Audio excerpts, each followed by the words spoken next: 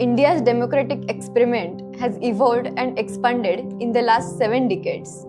As a result, the study of Indian constitution, government, and politics has become dynamic and demanding. The second volume in the series of PSIR through questions and answers deals with the second section of Paper 1 of Political Science Optional. It covers all 11 headings and subtopics and has 215 answers, of which 75 are PYQs and 140 are expected questions.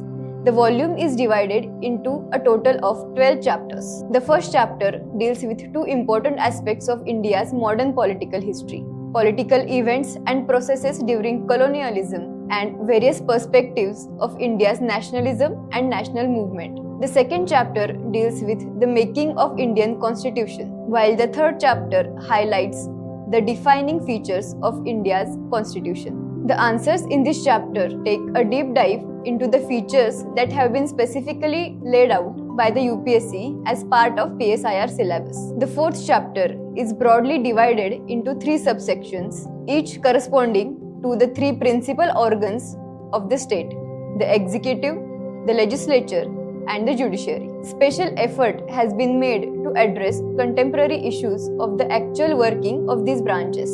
These are done through most recent public debates, scholarly insights, and landmark judicial pronouncements. The fifth chapter covers grassroots democracy established under 73rd and 74th constitutional amendments.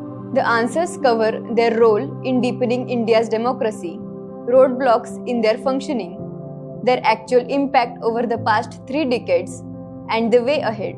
The sixth chapter focuses on constitutional and statutory institutions and commissions. It includes answers on each institution that has been specified by the UPSC under the syllabus. The seventh chapter covers various aspects pertaining to India's federalism. Answers in this chapter address the issues with India's federal design, as well as analysis of the most significant political and economic processes that have shaped the nature of federalism over the past 7 decades. The next chapter deals broadly with the political economy of development. It is subdivided into 3 sections that deal with the influential aspects that shaped India's development trajectory in the modern era. The ninth chapter covers descriptive factors such as caste, class, gender, religion, region, secularism, and ethnicity that greatly impact Indian politics. The 10th chapter pertains to India's party system, electoral processes, and the pressure groups.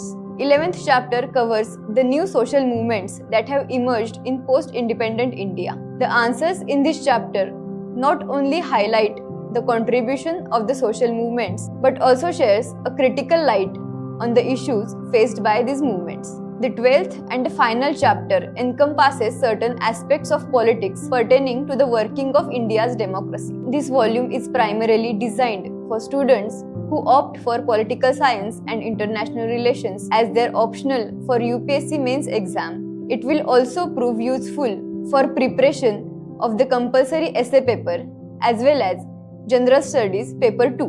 Moreover, the book can also serve as an enriching reference for students of IGP at the graduation and post-graduation level. Grab this book on the link given below or visit the bookshop of the Unique Academy in Pune.